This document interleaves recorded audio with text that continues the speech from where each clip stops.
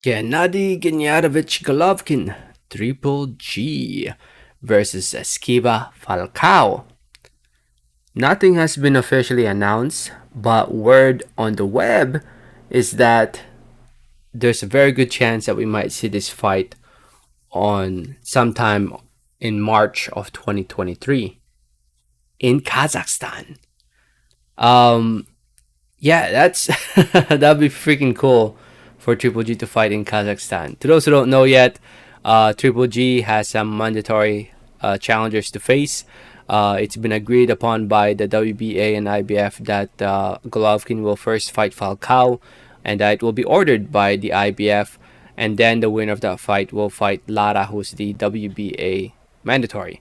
Um, yeah, it's a good fight in my opinion. It's not a bad fight. Esquiva Falcao, to those who don't know who he is, he's a 32-year-old fighter from Brazil with an undefeated record of 30 wins, 0 losses, 20 wins coming by way of knockout TKO.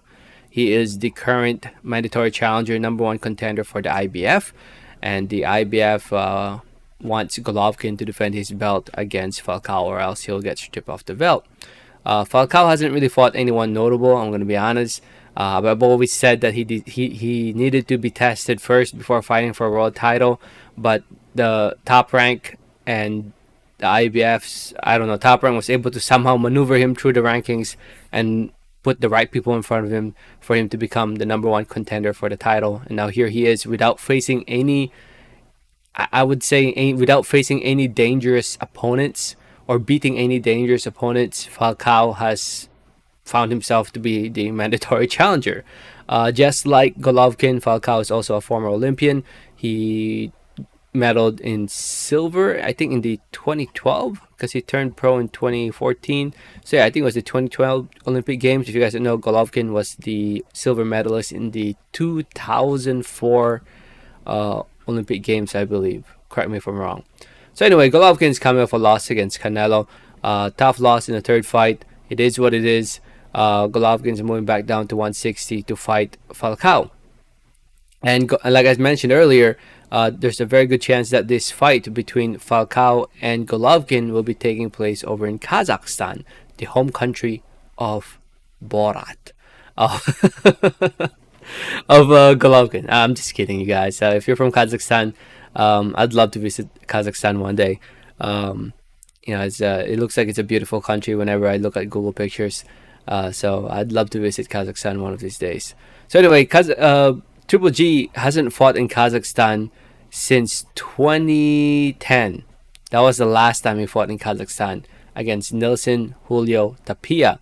Yeah, and it looks like that's the only time he fought in Kazakhstan. Excuse me. It looks like that was the only time he fought in Kazakhstan as a professional boxer. He turned pro in Germany, and he's fought in Germany multiple times. I still remember those days, man. Just coming across his highlights on YouTube way back in the day, and I guess he only fought once in Kazakhstan, and he made it big when he finally fought here in the U.S. I still remember when he fought on HBO against Proxa.